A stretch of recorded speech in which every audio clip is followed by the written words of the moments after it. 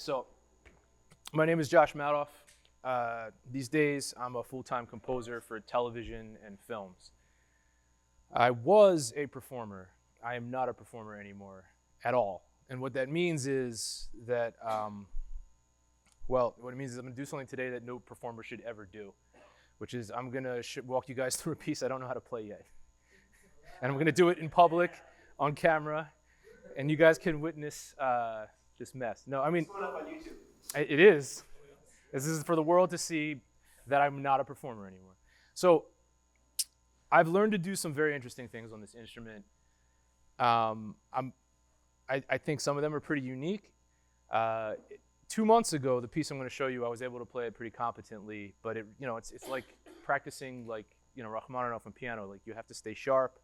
My work took me away from this instrument, so I'll show you where the piece is at. I'm going to walk you guys through the things that I'm doing to learn it, and then I'll break it down even further. I've been thinking a lot about technique. Like where did original technique come from for these instruments that we all know? Like, the first person to pick up a violin and play it, like how did they develop a technique on that? And my thought is they picked it up, it sounded like shit, and then, they watched what their hand did wrong over and over again until they saw a pattern that they could correct. And that's pretty much the main learning tool that I use on Continuum is I write it, I play it knowing full well it's gonna sound awful. And then the second time I know it's gonna sound awful, and the third time it's gonna sound awful. And 5 or 6 times in, hopefully I see like my hand is doing the wrong thing consistently, and I know, okay, I need to pull this thumb in, or I need to adjust this finger. And also, well, let's start with the piece, and then I'll break down my practice and how I do things. So this is a piece where I wrote one melody and really just one left-hand counterpoint. And it's kind of like a video game. It goes in 4 levels. It goes from like the normal level, which is just the counterpoint and the melody. Then it goes into these octaves for the melody. Then it goes to chords for the melody. And then it goes to really fast, like 16th notes playing, including the melody on top of the same bass line. So I will fumble through this for you guys real quick, and then we'll talk about what I'm doing.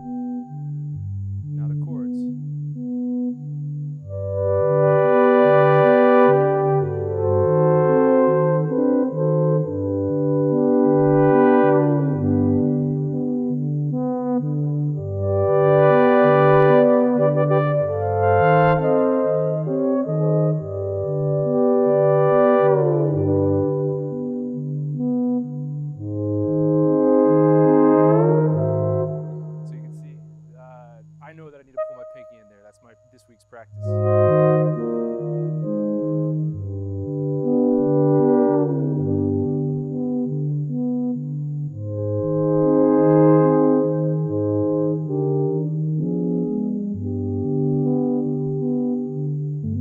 Now here's where it really falls apart.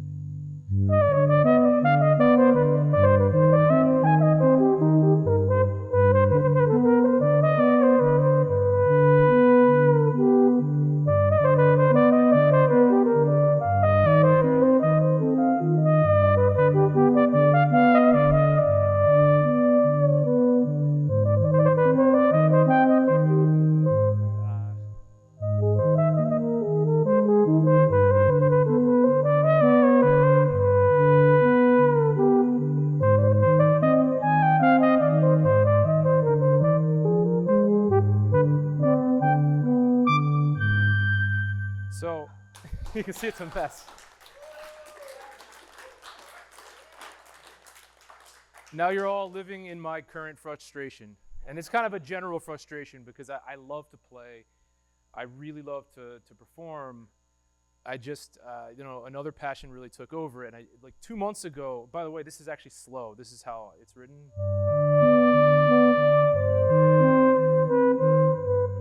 Which means I can do it, and I'll show you like the left hand.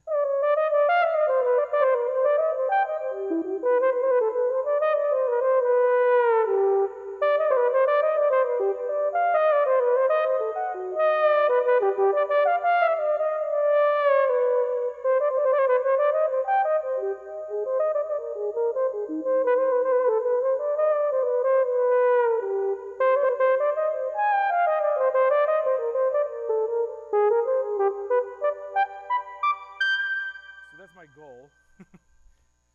All right, so the first question is, how the fuck do you put something like that together? Right, so the first thing I really did was I just separated the hands out, right? Actually, you know what? I'm going to back up even more.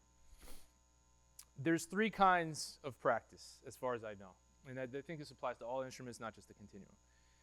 You have your specific learning of parts of specific pieces, right? And with that, and with all 3 kinds, it's the smartest and best thing you can do is slow down, break it down to like the most infantile components you can possibly. Like, if you think it's simple, make it simpler, and if you think that's simple, make that simpler, and master that, and then build from that. So that's learning specific pieces, and then you have your exercises, which I think that's probably the area that's most lacking for most people because there's no. Well, pun intended, there's no canon specific to Continuum exercises. And then the third type of practice is exploration, which is, you just play and have fun and see what your hands can do and, and learn from that. So I'm going to show you, before we get back to the piece, I think it might be wise to show you the things I'm doing just to, with the goal in mind of teaching my hands to know where they are, teaching all 10 fingers, no matter how complicated what I'm playing is, to know where they are on the fingerboard, to recognizing when I'm doing the wrong thing. So the first one was, what are those piano exercises like do-do-do-do-do-do-do? Hanon. So this is my Continuum Hanon. I'm going to turn the reverb down.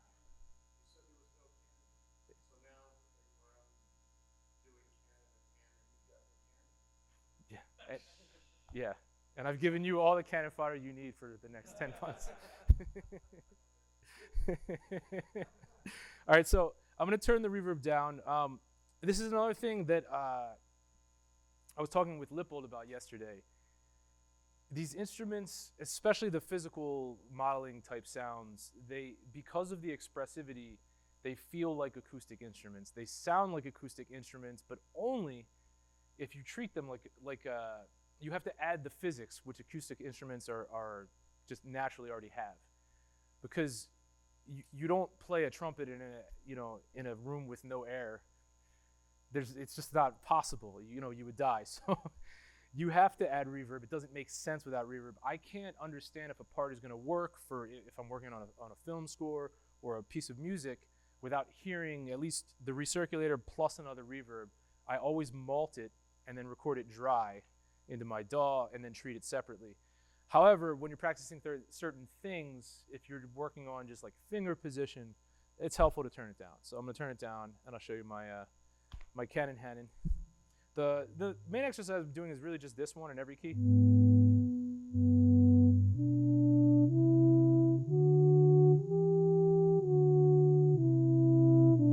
And the important thing is I just want to see what my hands do. I don't care if it's right, so I'm going to speed up. And there's a time when I could fly with these.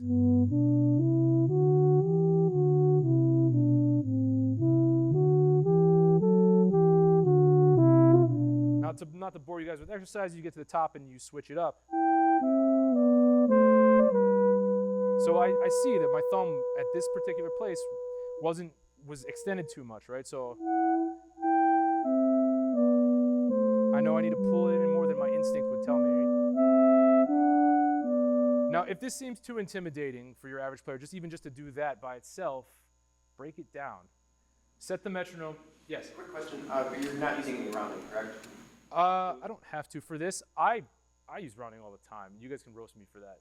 But to play 6 and 7 note chords without round, like. What was the question? If you use rounding. What's your round rate? Use the what? Rounding.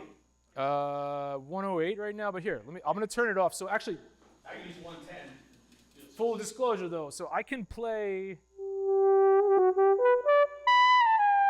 no rounding. I can play no rounding in tune with 2 notes just fine. I don't think about it that much, but if I'm working on polyphonic stuff, I need it, and I think anybody who's a human being would.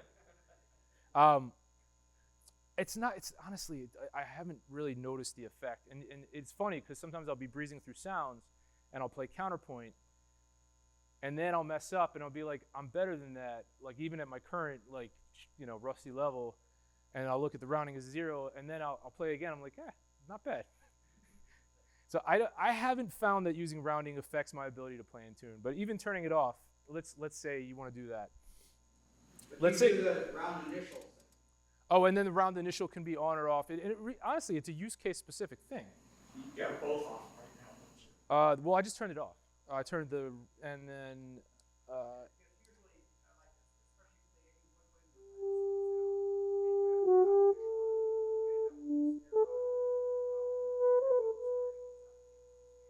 Yeah, well, or perfectly, but again, this is 0 and 0 now.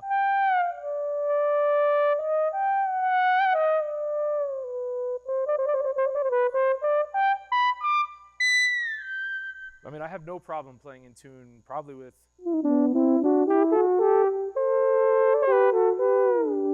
That's 0 rounding, 0 initial. Honestly, it's case specific.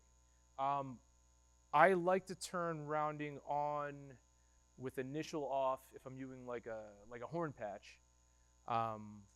If it's like the single read or the double read sound, just everything's zeroed out. It just feels better. I don't worry about it that much though, I'm not gonna lie. So just to bring it down to like a level, like the simplest and most basic, and this is really where I started, if playing with or without rounding, if that's too intimidating even at the slowest possible speed, and when I say the slowest possible speed, and most of you guys probably know this, but like, Rachmaninoff used to play his piano concerti so slow that it took him like an entire day to play it once. When you say slow, I mean slow. You can make that metronome click 60 beats per minute 10 times per note. Slow, like people will think you had an aneurysm like while playing. So check it out. With or without rounding, not important. Start here. Slow enough to like. Now line up your next finger. You see what I'm saying?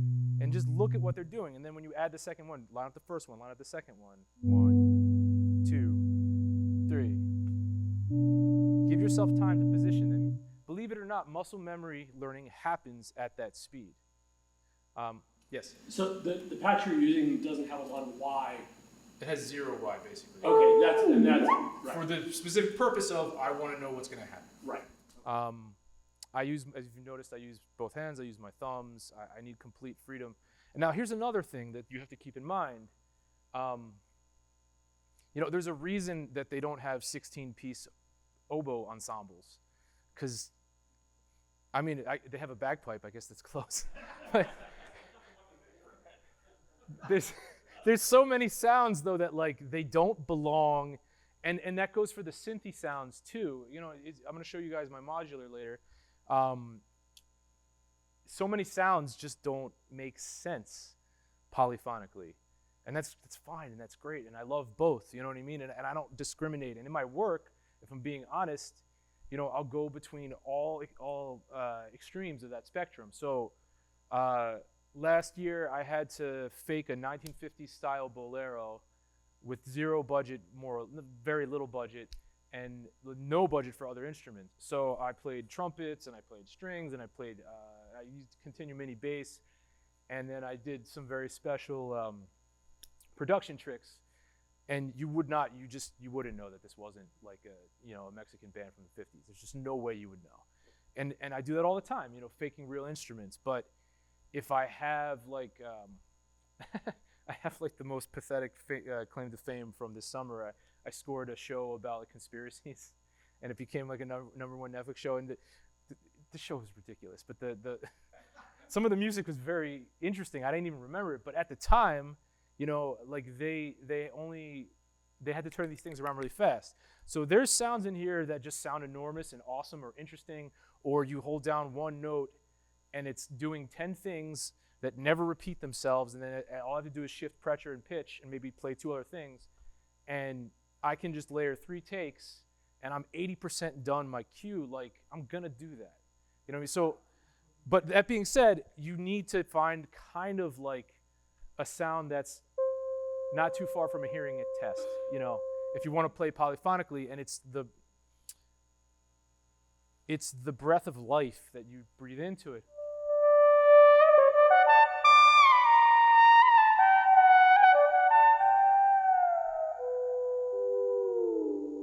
That gives it expression. You know what I'm saying? It doesn't matter. And in fact, it matters more if it's less interesting, because if it's doing too much, you're wasting your time doing this, and it won't actually respond so well. It needs, you know, like the sound of most instruments is a very basic sound, and then someone adds vibrato, and they change the dynamics in a clever and musical way, and they invite you in with the artistry of it. You know, if you're going to play polyphonically, there's really only a handful of sounds that I feel, you know, confident that I could use. Some slower sounds is different, you know what I mean? A lot of patches I can do like 6, 7, 8 note chords and play slow, and I really enjoy that. I found the same thing with the analog.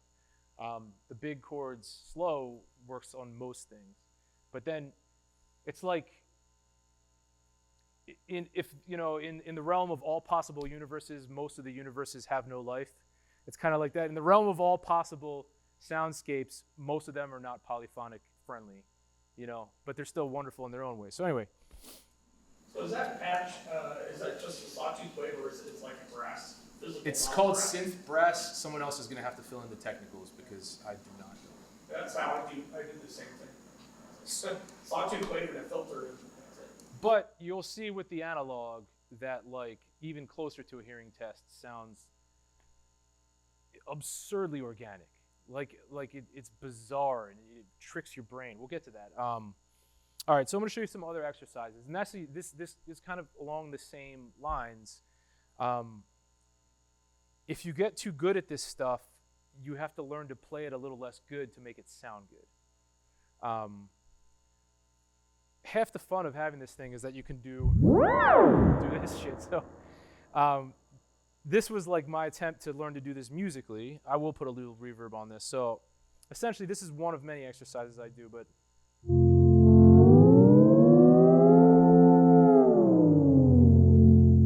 now, if you noticed, I let the 2 hands arrive at different times, and I even opened and closed my fingers, believe it or not, that was on purpose, and then brought them in.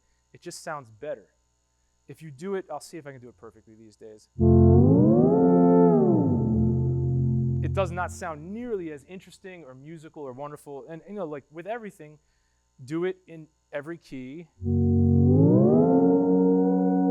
So like, in that sense, it sounds better if you do it. And, you know, and you can mix them up. I kind of like this one.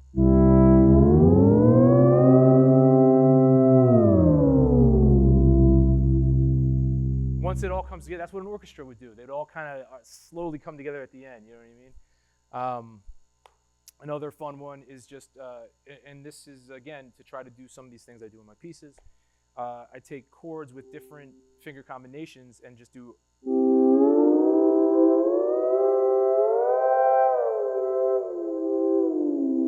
Again, break it down. If you can't do that, the first thing you got to do is, you know, arrive at it, maybe do 2 fingers.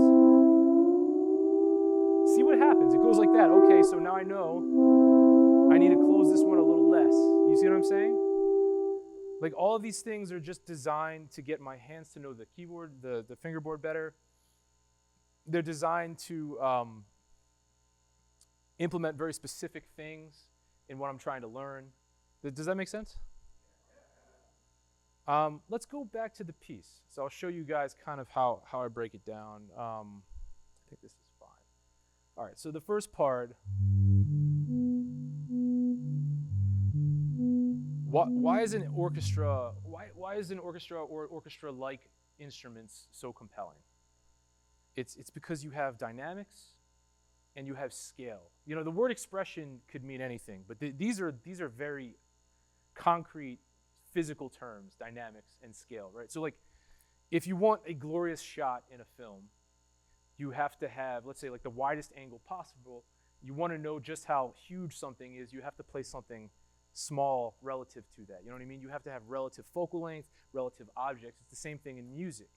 You know what I mean? Even on just piano, the reason that most people write on it and it can mimic an orchestra in some ways, or an organ for that matter. Well, let's not say organ because it's a little more complicated, but you can have relative dynamics different on the fingerboard. So the first thing is like just making sure I give myself enough breathing room to have the melody shine.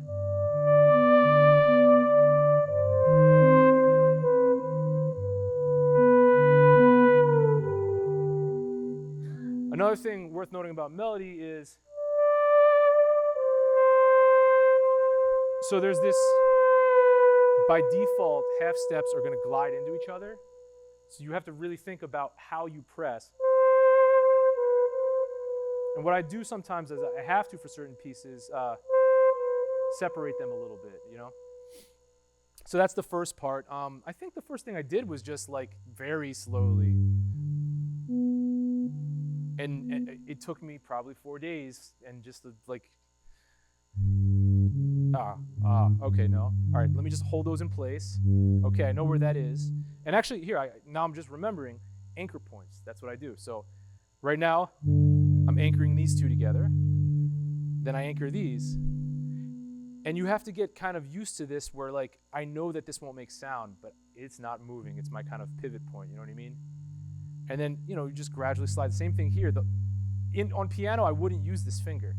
But the reason I use it here is so I have an easier anchor point there. It just works better. Also because I don't have humongous hands. Octaves. Octaves are fascinating. I got really good at them, and they were even, and it sounded awful. It's just like, I don't want to hurt your ears, but I'd say that's even. It's gnarly, like it's not a good sound. And you can vibrato octaves, but it's a mess and it doesn't sound good.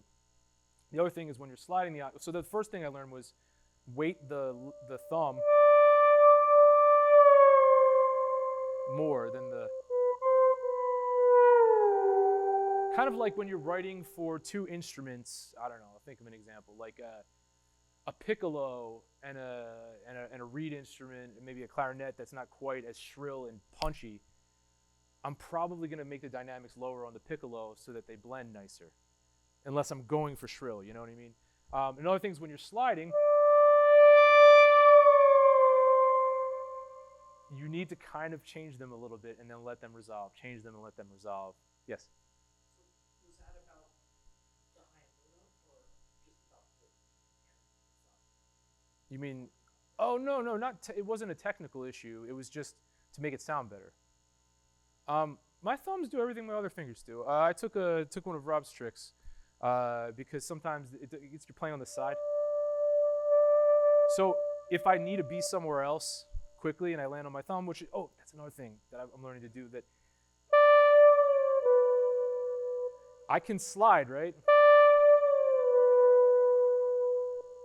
I find it much more musical to slide and then land on a second finger. And kind of, you know what I mean? Do you hear the difference? Like,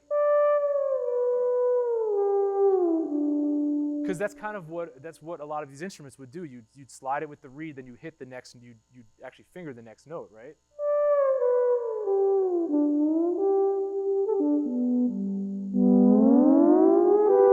You see what I'm saying? I land on two different fingers to give it that landing, or that's the soft landing. Does that make sense? So another thing is when to switch between 1 and 5 and 1 and 4. I'm just using piano finger number technique, but like there. I just found it easier. It just did it like a. There's a piano technique. Rob could back me up on this, where you do chromatic octaves, and it's kind of reverse intuitive. When you go to the black note, you lift your wrist back, and then and you can switch between 5 and 4 exactly, and you go back and forth like this. That's another thing. Okay, so when you're developing technique for the instrument, yes, be imaginative. Don't limit yourself. Like, I don't care what notes my thumb plays. I don't really care where I cross. However, if you have years and thousands of hours of practice on another instrument, don't waste that if it can be ported onto this instrument. You know what I mean? So just because my hand crosses beautifully in a certain way and it works on here, like, cool. Like, don't break it. You know what I'm saying? So they're both sides of that coin are important. Explore what you would never do on any other instrument but this one. But at the same time, like, if you have a technique that came over from another instrument, let's go for it. You know, use it. All right, so that's the octaves.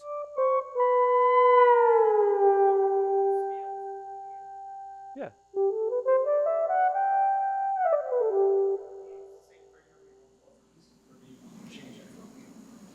Yeah, well, because I had it already. You know what I mean? I got Use the C fingering for all. practice this crap 10 hours a day. Why not use it, you know? Right. Oh, but you're using piano fingerings for, like, when you're playing at different keys? Sometimes yes, and sometimes no. That's what I was just saying. So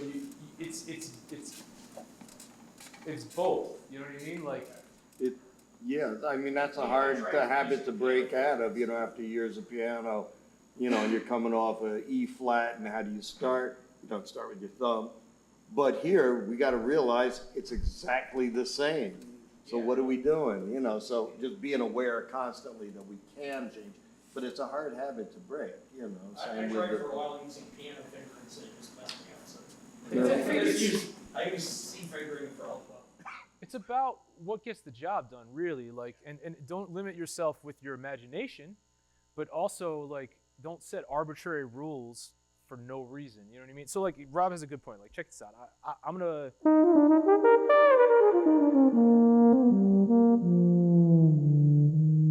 So, like, I start.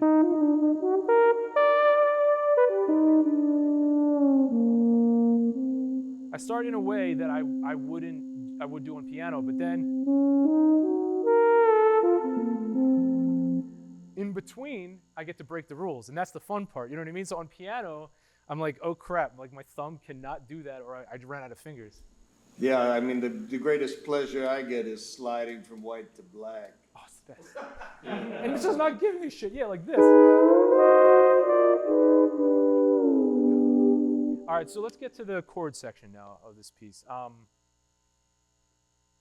This one, actually, and here's another thing you guys might not know. These instruments, they're not just handmade.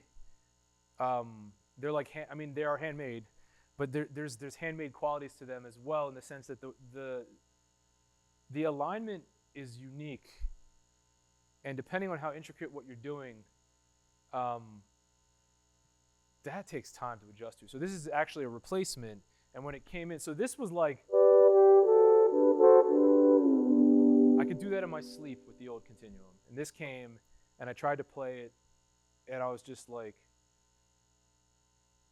and Lippold is the most incredible tech support of any instrument company in the history of humanity, as far as I'm concerned. He'll make sure, it's the truth. I don't know if you guys know this. If something needs to be If I fixed. don't answer your email in 24 hours like I claim I do, don't take it as an insult. Just poke me again. Because I really do mean well, but yeah, it's always so sad when I get email 3 weeks later. It's like, so what about this? You know, I really don't need to do that. I don't have to. So, yeah, just on that point, I don't know if you guys are aware, if you order a Continuum on the other side of the planet and there's something wrong with it, he will cover to ship it and fix it. Like, he's been supporting instruments that are 10 years old, electronic instruments that are 10 years old, and offering to upgrade them as a service which requires like an unbelievable amount of like engineering and investment in buying parts. So anyway, Actually, I'm always afraid to think, don't promise too much. There's some parts I cannot get in. And in fact, for those of you who have L1Xs, I would love to get you the 2X, it's just a different chip, but a 2X processor. If you have any of those sitting around, please, extra expanders or something you don't use, please send them back, because there's people who would incredibly benefit from that. Because the 1X processor, I can't support after the current version, so it works at 10.09, but after that, I just can't do it. So anyway, I would love to have them, and that's just something I need parts for. So you're doing trades? I'm just kidding. Well, the problem is I don't have the 1X, I don't have the 2X processor. So if you have a 2X, actually, yeah, we should talk. There might be because some of the Continuums have just 3 boards in them, and some of them have a single board in them. I have Some of those, 3 1X, so yeah. yeah. Oh, yeah, but those are what I'm trying to replace. So, All right, we'll talk later. Anyway, so yes, I do try. It's not a profit-making business, so if I got it, I'll do it. But if some of the things are hard. I mean, as far as I'm concerned, it's like having Mr. Stradivarius, like, personally handle your instrument anytime you need something wrong. So anyway, that being said, the reason I brought that up was because he shipped me the new one and made sure that I had it worked out and was happy before I sent this back. So there was not a gap in my playing. And this time actually was pretty sharp. And I went to play these chords, and it was awful. I was like, wait a second. These little, decimal points of a millimeter, they really matter, especially when you're doing these things. So anyway, let's look at the chords. It is possible, and I would say worth it to learn to play. It's a lot easier to do a 1, 2, and 3, or 1, 2, and 4. I promise you it's possible to do 5. It's a lot harder because you have to learn to control this, and they're just different axes. Totally worth it. So the first chord, and that's another thing, you have to get these nice, again, with the differentials between the dynamics. And as I cross, I hold on to 1 to transition, because if I just let go, it doesn't work. Same thing, by the way, for the octaves. I don't know if you guys noticed, I hold on to the high note a little longer, because then I can pull it off. Just these little details that add this, smooth transitions. So here, swell, hold on to the thumb, cross over. I know I have to pull my pinky in. And then here's another thing I learned. You can jump, and it's okay. See, there's a little gap between those. And again, when I slide, if you're gonna arrive, it helps to dig in a little bit. The same thing with vibrato, right? Like, as static, it's even hard for me to do that, but that sounds fine, but that's kind of like a regular synthesizer with an LFO, you know what I mean? An elegant, graceful, bringing everyone's ears to you vibrato.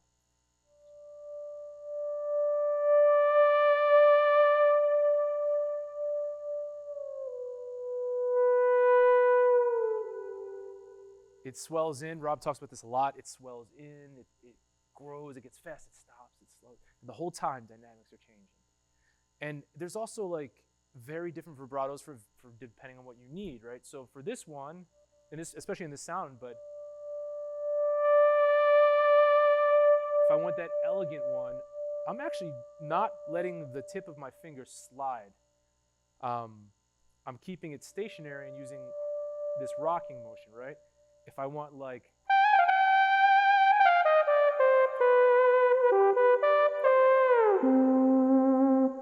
it doesn't work with the sound when I pull out the modular. I'll show you guys kind of, but I wanted an aggressive, Spanish horns, of sliding, or when I do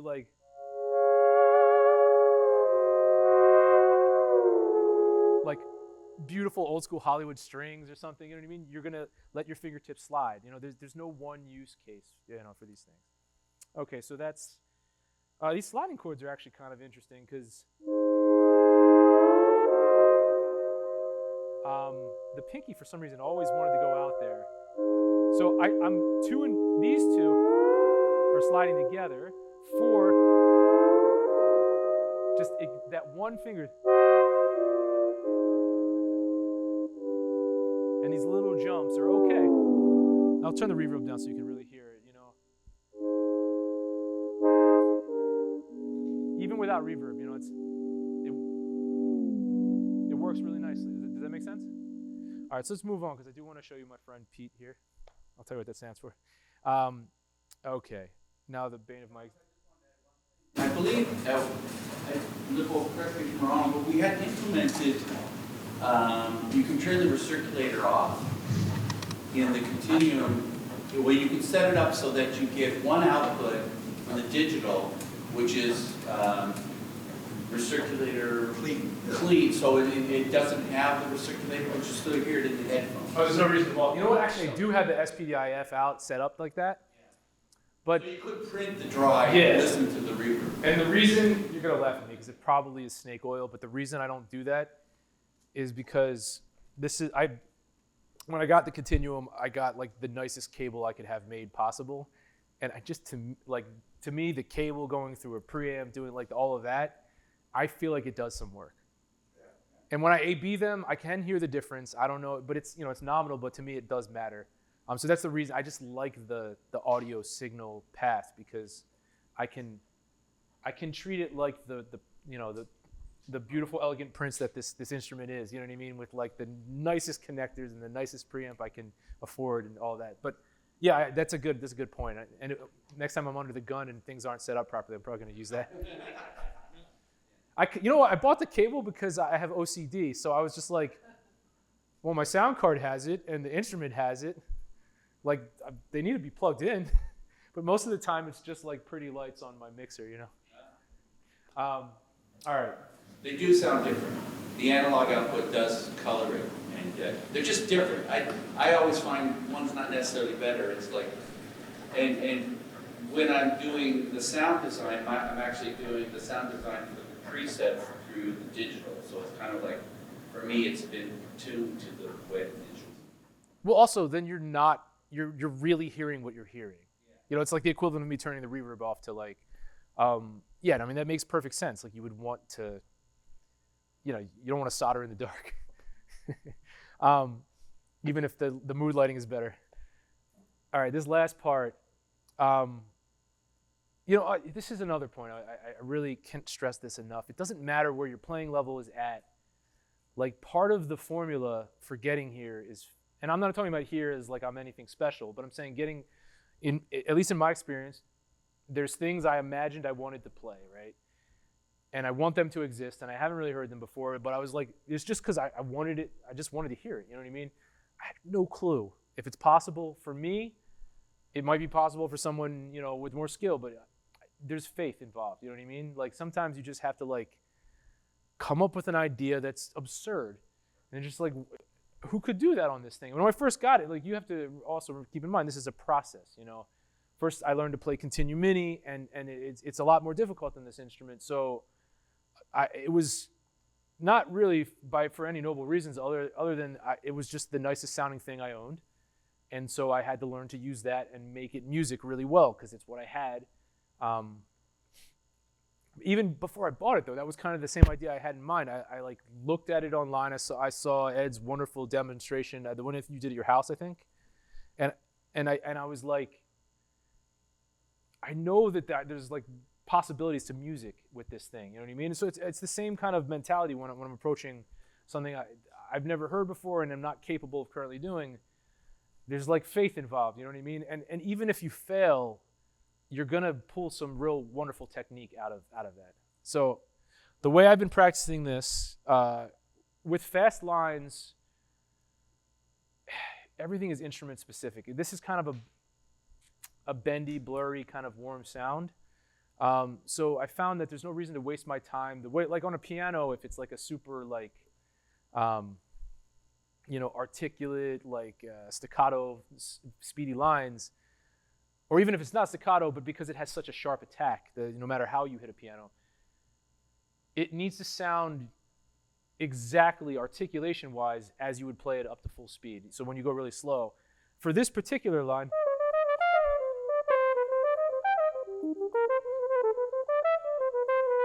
that's a mistake, by the way. I need to work on pulling my my pinky in there. What's that? Raising 6, I noticed it. Yeah. It's pretty, but it's not what I wrote. It's not what I meant to play. So The extended pinky thing is the same problem. it just takes practice, Let's though. go. So, but this line, and another thing is you're working on two things at once, because in this instrument you're learning to play pitch at the same time as your muscle memory learning the pitch at the same time as you're learning the notes and the articulation.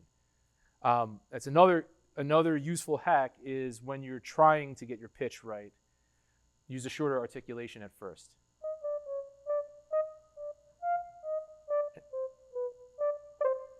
And then at some point, you have to kind of take this leap of faith where you just dig in,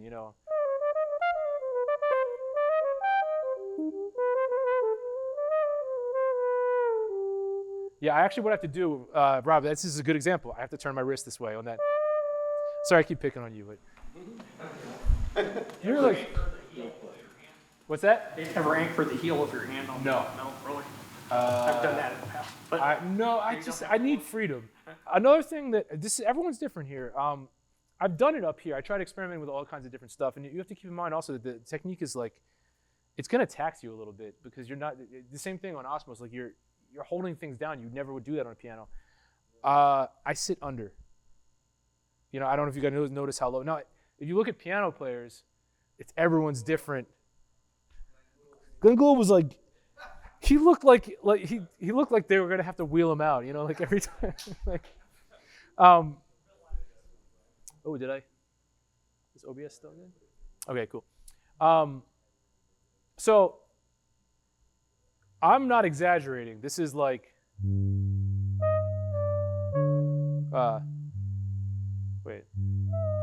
Yeah.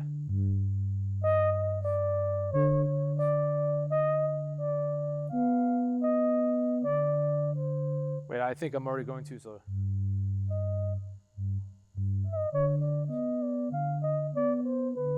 Yeah, so.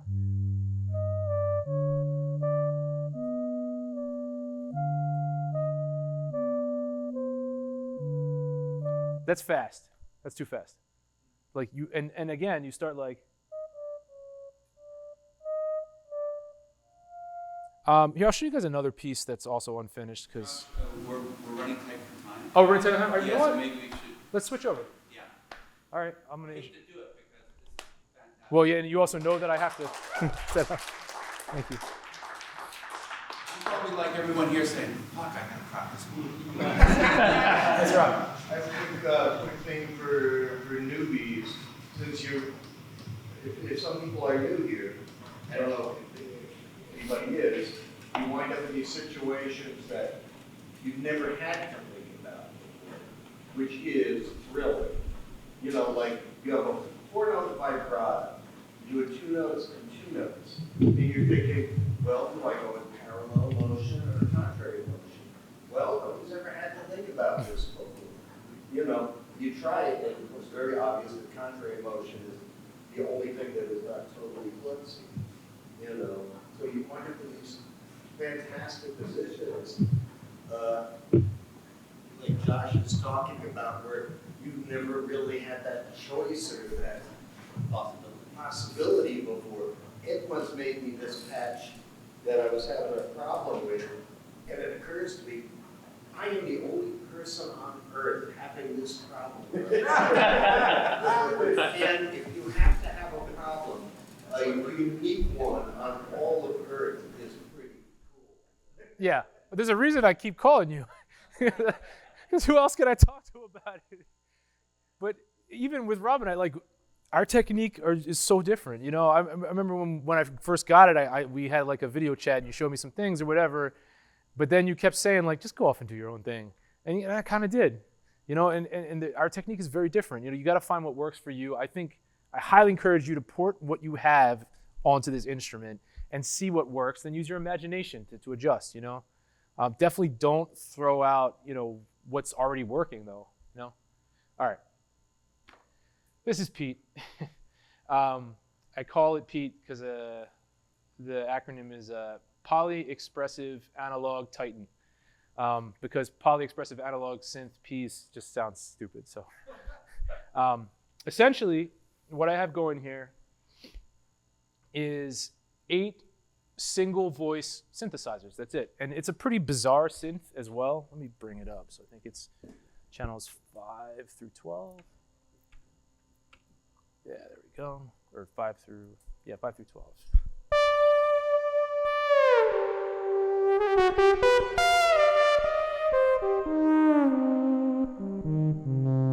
So what's going on here, it's a pretty weird synth in general. There's no VCA access with control voltage.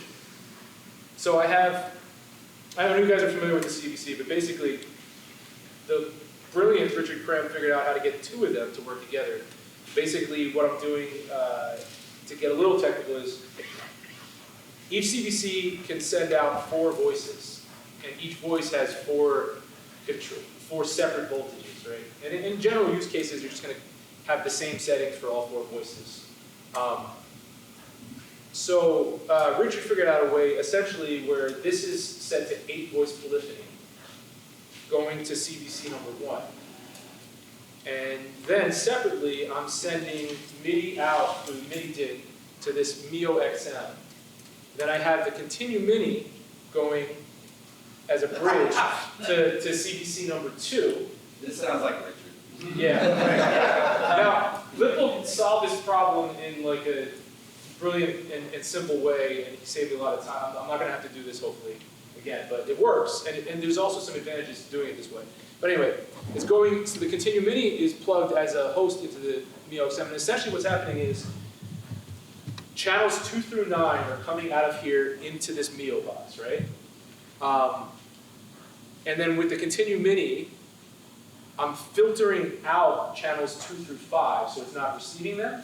And then channels 5 through 9 are getting remapped so that this thinks it's sending them as channels 2 through 5. And that's what's going in here. So 1, 2, 3, 4, 5, 6, 7. I don't know if it's been on long enough to stay in tune. Let's see.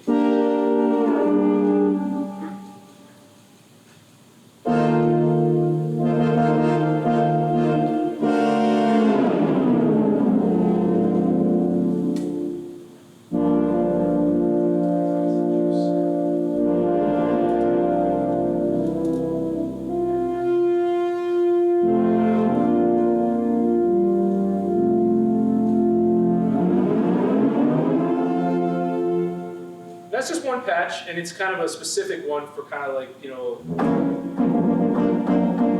nailing the horn sounds. Kind of, it's not too bright. And technically, what's happening essentially is X pitch is going to volts per octave. That's simple. The Z formula is essentially opening up the VCA. I actually have it setting negative voltage because on this weird synth, there is no VCA CV input, so what I do is there's a balance knob that has a CV input, and it's set for the balance between the sub-oscillator and the primary oscillator. And when you plug this cable into the input, it kills the sub-oscillator. And so I have this sending negative voltage into that balance knob and basically turning the balance back to the primary oscillator. And then I changed, when I use it with the Osmos, I have Aftertouch set to open up the VCF. I didn't like that with this. Now that would give you a predictable, you know, on the y-axis, essentially, it would open up. I switched that formula to Z, and I just started a little bit higher so that when I dig in,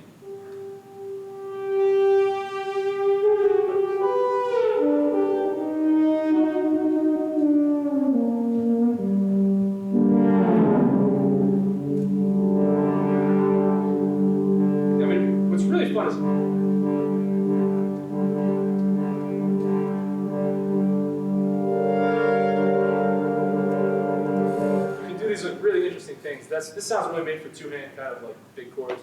And then, oh, you guys can see my screen, so maybe you actually can see this.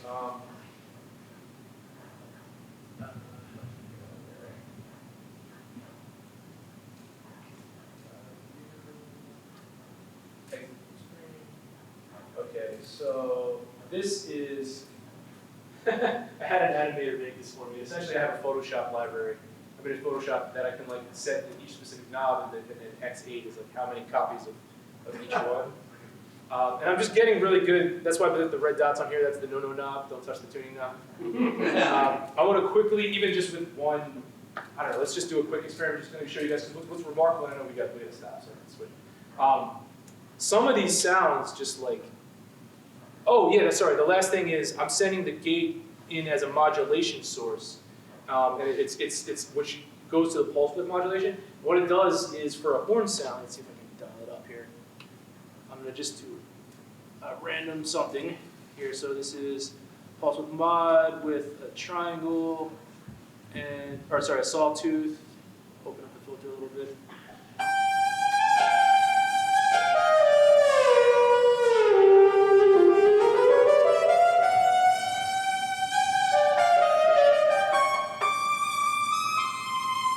There's that like trumpet like in a wide vibrato. Like, that's a fucking analog synth. What the hell? It's not supposed to sound like that. So you can hear it gives it like the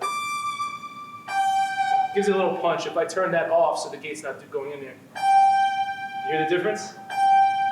Like now you can hear the sawtooth do that. I'm gonna turn the filter down too.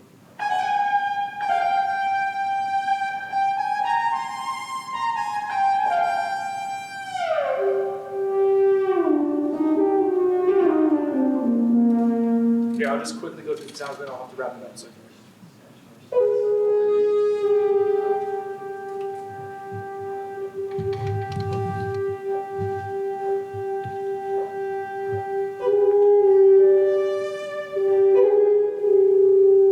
Oh, you know what? I think I have one voice on here.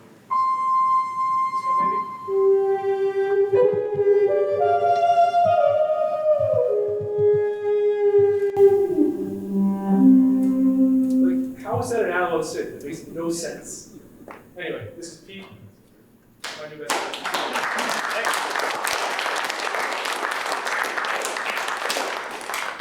Josh, I would add, if you're worried about touching that tuning pot, there's a company that makes these things called piece pots.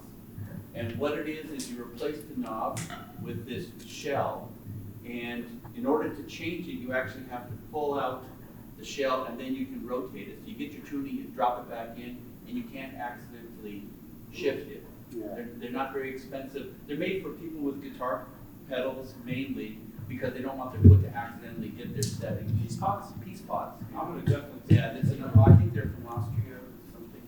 Sweet, yeah, that's great. Give Pete some peace. Oh yeah, one last thing about this that's unique, but also amazing for my work and just in general. Each of these has its own output. Yeah. So when I record a polyphonic tape for a film, I monitor a stereo track through my mixer, and then I send it dry into my DAW, and I have 8 tracks of glory. And I can treat them separately, and I can spread them around at 9.2. It's incredible. They replace one clamp. And it's just, one performance. Like it's really special. All right, thanks, guys.